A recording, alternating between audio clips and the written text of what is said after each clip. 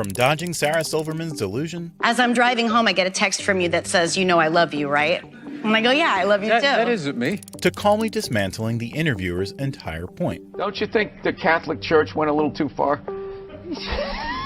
More so than my cartoon. Here are 10 times Bill Burr demolished talk show hosts, starting with Jimmy Kimmel, who fired shots at Bill for getting too angry all the time. You can't take Tom Brady out of a game.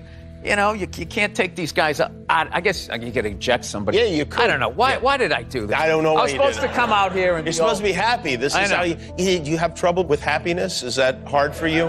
And that question instantly sent Bill over the line. I'll tell you what bugged me was your fake concern there. Mm-hmm. The way he leaned in and you squinted your face. Okay, do you have trouble being happy? No, I don't have a problem being happy. I have a great time being happy as long as nobody asks me that question. I'm not walking around in a rage, but like, if you say something stupid, I'm gonna look at you. But when Jimmy later tried to make a comeback, he only got shot down again. Bill Burr, he takes the fun out of absolutely everything. You can see him on his... No, wait a minute. Wait a minute. You ain't leaving on that. I'd like to see you playing softball where they had I used to pitch from a regulation mound. They moved the wall in like 200 feet. Get the out of here. Bill Burr, everybody. And just like Jimmy, Conan and his co-host were also caught in Bill's cannon fire when he came guns blazing out on their podcast. Why do you have athletic soles on your wingtips?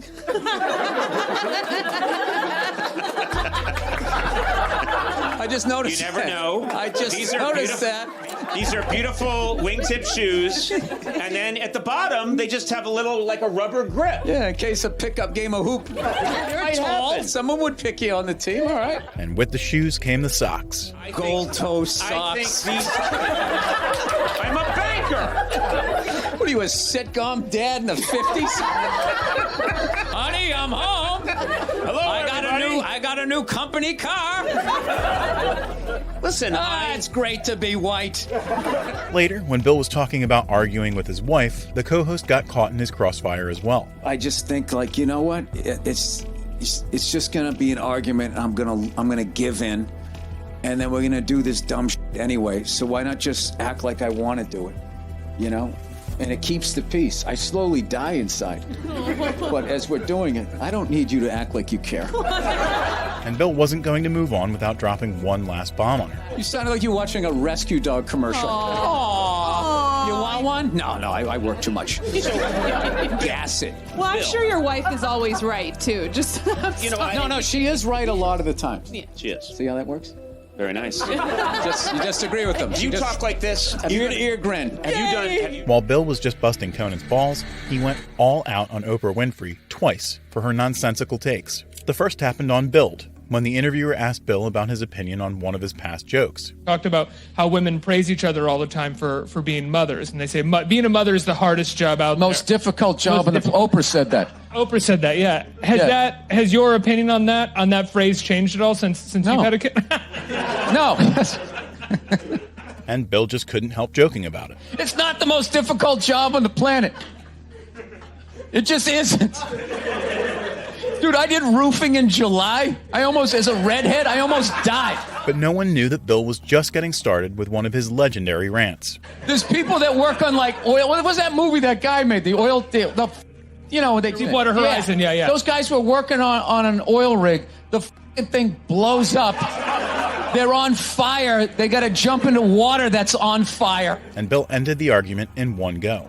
Salty water into their wounds. You got to swim out of that oil and fire and then tread water, praying to God that the Coast Guard is going to get there before the sharks do. Now talk to me about a toddler. Oh, he was so fussy today. He wouldn't eat his peas. Putting Oprah on blast wouldn't be a first for Bill, because he also did it on Conan's show while discussing Lance Armstrong's doping controversy. I didn't think Lance owed anybody. He didn't do anything to me. You know what he did for me? He raised $500 million for cancer research. That's what that lie did. Yeah, it was great. And everybody had the bands on. Remember the bands? Sure. Right? That blocked out the sun, right? And soon, Bill brought up Oprah's interview, where Lance admitted taking drugs and immediately floored the roast pedal. And I hated how Oprah was interviewing him and acting like she was dumbfounded. that this guy would do this. Like, she's been in show business for 35 years, and she can't, like, wrap her head around some guy doing whatever it takes to get to the next level. Didn't she, for the first 5 years, have, like, midgets who wanted to bang their mailman's boyfriend? And Bill's rant only got better and better. But she stood on the heads of those little people for 5 years until she got... And then she's sitting there across from this guy like, so how could you? You know exactly what he's doing. It's the stupidest thing I've ever seen. Just like Oprah, someone else who was humiliated for their dumb takes was Bobby Lee, who asked Bill a stupid question as soon as he sat down. We good? Did you shave your head for a part? Huh? A role? No, I'm bald. But why are you... Your head looks like, Darth Vader when he took his helmet off. Remember that? When he was just all up? Yeah. Yeah. And Bill immediately put him on blast for that.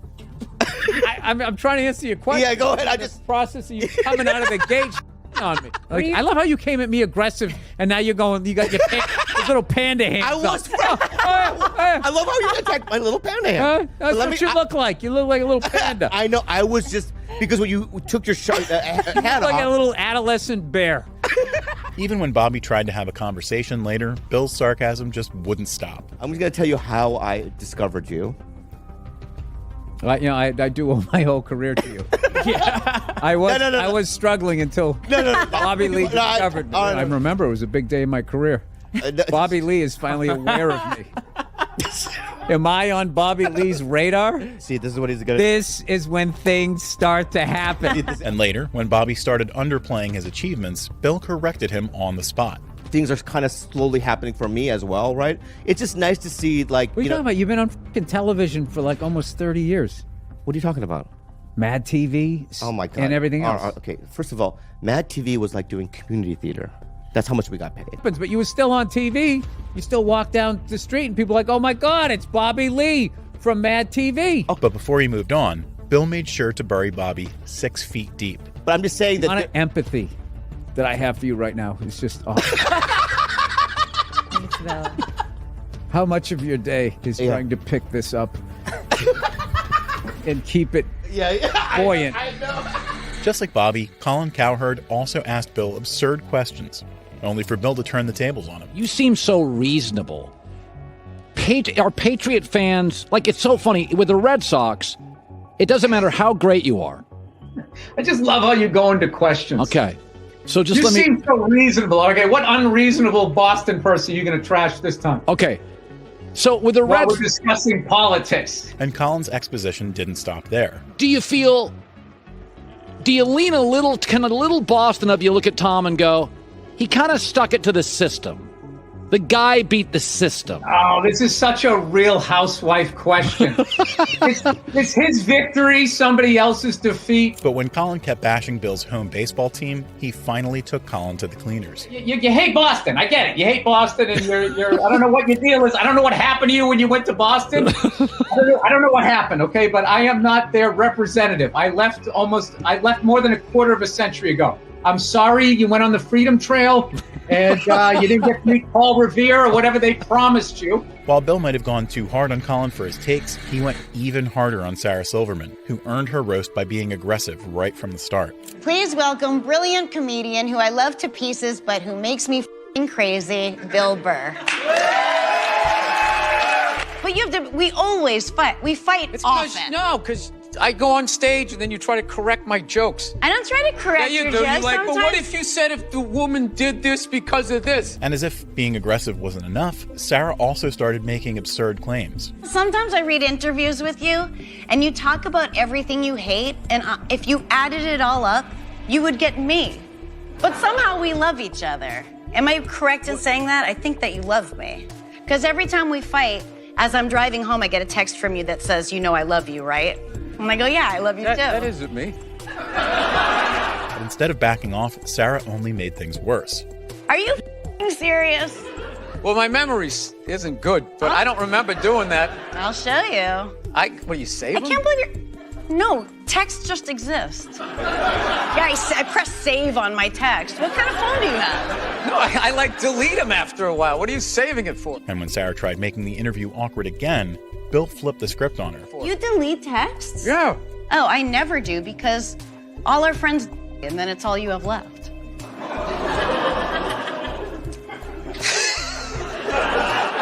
How many of you had? I counted. I have a huge list. I'm 30. 30. Yeah. Get something funny out of that. But Bill's mockery wouldn't stop there. Who's the guy you think I think you are? I don't know. I don't know who sent you those texts. I'm gonna f***ing post them. No, I won't. Okay. I remember driving home and you being like, you know I love you. And I was like, I love you too. Does not ring a bell at all. When the way you just did it, it did. As Sarah became more obsessive, however, Bill had to finally cut her down to size. I f***ing love you.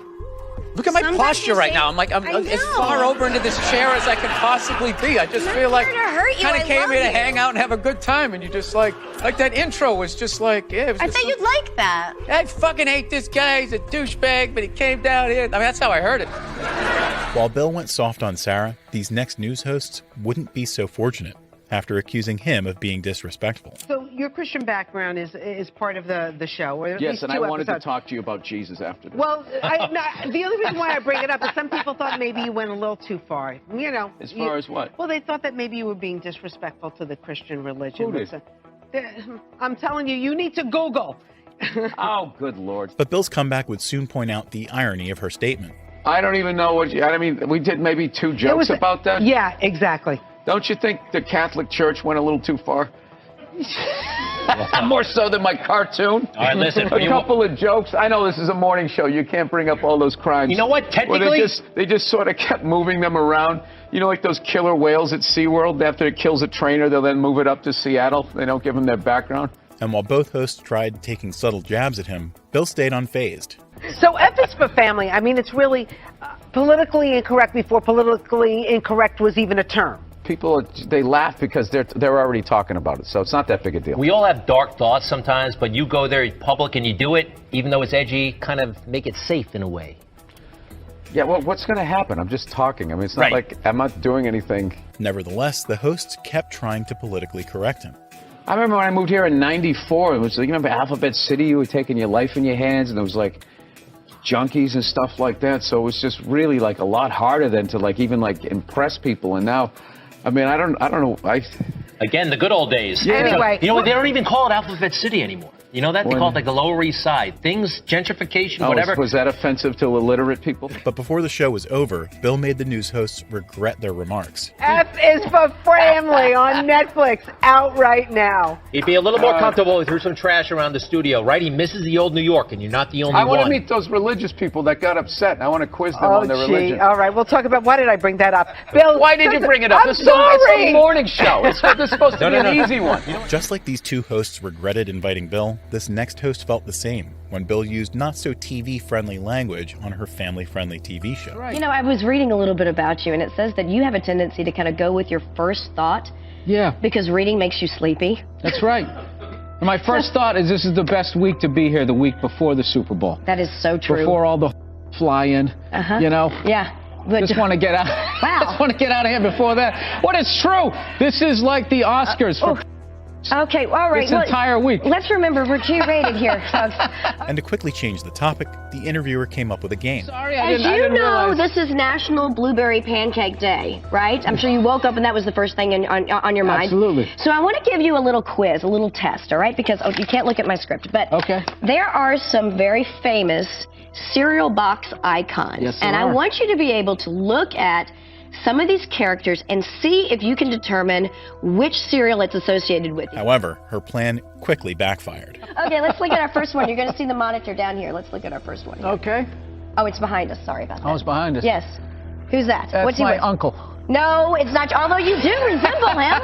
not Yeah, right. Next, let's see. Okay, who's that? That's the Trix bunny. Yes. Wired out of his mind. And Bill didn't miss the chance to embarrass the woman even more. All right, this guy. Can you see him? Yeah, that's that's one of the founding fathers who said that all men are created equal as long as they're white. Right? Isn't that what it is? One of those guys? No, it's not. It's Wasn't the he on Quaker Oats man. I thought all that right, was the and we have. I think, bicentennial Fruit Loops guy. no, it's not. While the interviewer escaped Bill's roasts, Howie Mandel couldn't do the same on his own podcast when Bill exposed his real personality. You know what I like about you? What? You ask me questions, like if I give you the answer that you don't want, you're going to consider it. But I know you're not. I know you already have your mind made up. About when I'm going to air it? Just about everything. After taking shots at Howie's persona, Bill went for his germophobia. You have like the violet lenses for whatever reason. So I don't get headaches. Why is that funny? Because you like live life on a pillow and you walk around like you're in a war zone. You won't shake hands. You got like violet like glasses. You're very sensitive. Despite this, Howie tried to build his image up, only for Bill to quickly dismantle it again. Well, I am living in a war zone. I have a war zone going on inside my own head. I've talked about it. I've been very open about it. But this is not about me. Is that why you go on TV and judge other artists? To make you feel like a big man. You know, I like the juggling of the pins, but I felt maybe you could have had 5 instead of 4. Guess what? You're not going to Vegas. Before the podcast came to an end, Bill made sure to tell Howie exactly what he thought of him one last time. You'd never put me in anything. I know you direct and you write. You never call me. Well, you never you're put a me... lot. What? You're a lot. It's not about talent, Howard. We know you have talent. Do I want to be around this person? Do I want to deal with this guy 14 hours a day? And all right, sometimes you're on the fence, and other times it's just an obvious no. While Howie's podcast was brutal, it pales in comparison to this next interview, where Bill's roasts literally made the interviewer cry. It all started when Bill was talking about the problems of having a woke audience. You can make fun of fat people, cripples, anything you want to make fun of, and then when you come around to the thing that they just decide that this is not a joking matter no matter what, then all of a sudden you're not a comedian anymore, then all of a sudden you got to be like, it's like you're on Meet the Press. Little did Bill know, however, that his interviewer was one of them. You can curse as much as you want here, but please don't say cripple. Why? Because it's you just don't find that it's funny? Politically, I think they're called differently abled or something. So crippled's funnier. Can you try not to say cripple? Crippled sounds like that old school, you know? Yeah. Wagon wheel. Yeah. It broke you on the wheel. But things only got worse when the interviewer started criticizing Bill's new DVD special. This photo of you on the back here. It's me in action. Yeah, I don't believe that that's you in action. I feel that is me in action. This is you in action, not posed.